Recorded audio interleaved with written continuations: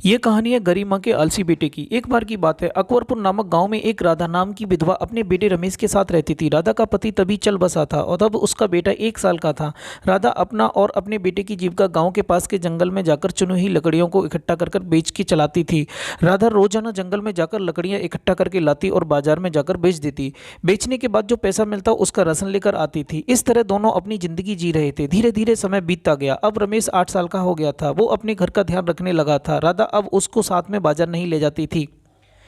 एक दिन राधा को बाजार से देर आने में देर हो गई। शायद उस दिन उसने लकड़ियां भी नहीं बेची थी। रमेश को बहुत भूख लगी थी। वो यही सोच रहा था, माँ अभी बाजार से लकड़ियां बेचकर नहीं आई। बहुत देर इंतजार के बाद माँ आई। रमेश ने कहा, माँ जल्दी से खाना बना दो, मुझे भूख बहुत तेज लगी है, मेरे पेट में चूहे कूद रहे हैं। राधा ने कहा, बेटे आज जंगल में ज़्यादा लकड़ियां नहीं मिली। जो मिली थी उसको बेचने के बाद मैंने साहूकार के पुराने पैसे चुकता करके आई हूँ। आज कुछ भी खाने को नहीं है। इतना कहकर उसकी माँ रोने लगी। रमेश बड़ा ही समझदार और ईमानदार लड़का था। उसने कहा, रो नहीं माँ, कोई बात नहीं, आज नहीं तो कल खाना खा लेंगे। तुम देखना, एक दिन मैं बहुत बड़ा ऑफिसर बनूंगा, जिसके बाद मैं खूब पैसे कमाऊंगा, हमारा एक बड़ा घर होगा, तब हमें खाना खाने में कभी परेशानी नहीं होगी, फिर हम अपना पेट भी भर खाना खाएंगे। इसके बाद दोनों सो गए। सुबह उठे तो दोनों ने देखा बहुत जोर से बारिश हो रही है। बारिश रुकने का नाम नहीं ले रही थी। राधा ने कहा, अब मैं लकड़ियां कैसे चुनने जाऊंगी?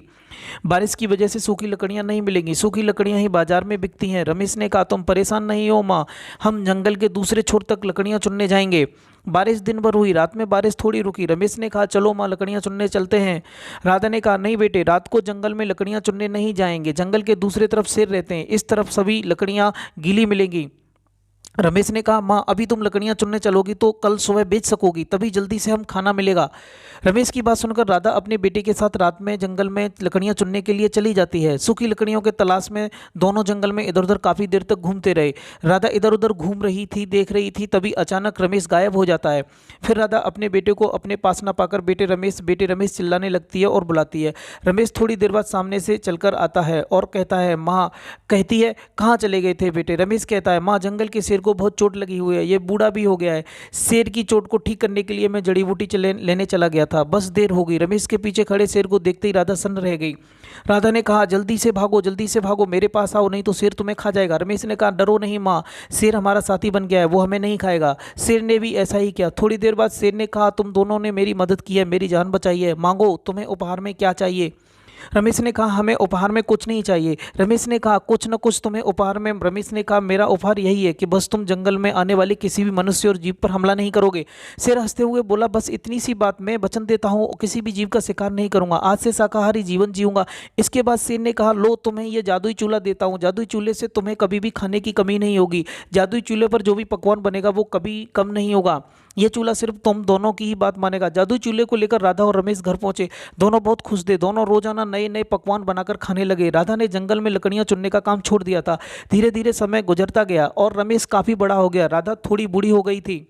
रमेश को घर बैठे खाना मिलता जाता था, इसलिए उसने अभी तक कोई काम धंधे का नहीं सोचा था। वो बिल्कुल निष्क्रिय हो गया था। इस बात की चिंता उसकी माँ राधा को होने लगी थी। एक दिन राधा ने अपने बेटे से कहा, बेटे कब तक हम दोनों जादुई चूल्हे के भरोसे बैठे रहेंगे? क्यों नहीं तू शहर जाकर कहीं ना कहीं कोई नौकरी देख लेता? तो तू कब तक ऐसे ही बैठा रहेगा? जादुई चूल्हा सिर्फ खाना दे सकता है।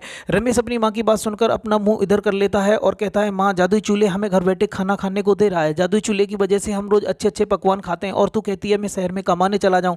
माँ जब घर बैठे खाना मिल रहा है तो बाहर जाने की क्या ज़रूरत है? रमेश की बात सुनकर बूढ़ी माँ कुछ नहीं कहती है, वह सुनकर सोने चली जाती है। एक दिन जादुई चूल्हा घर में से गायब हो जाता है। राधा और रमेश दोनों सन्न हो जाते हैं। रमेश जादुई चूल्हा बहुत ढूंढता है और उसे कहीं नहीं मिलता। रमेश कहता है, मुझे पता है माँ, हमारा जादुई चूल्हा कौन चुरा सकता है? हो न हो ये हमारे पड़ोसियों का ही काम है, उन्होंने ही हमारा जादुई चूल्हा चुराया है।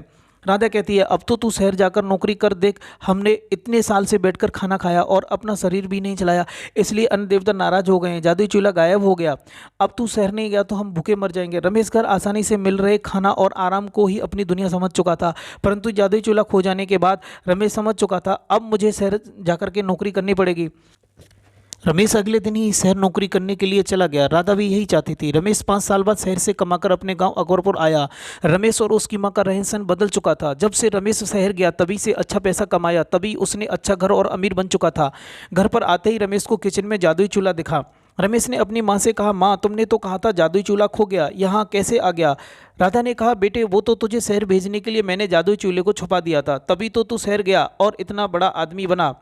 तू शुरू से ही अमीर होने के सपने देखता था, आज तू बड़ा आदमी बनकर आया है। तू ठीक कहती है माँ, आज तुम्हारी वजह से मैं आज बड़ा आदमी बन पाया हूँ, ये सब तेरी वजह से हुआ है।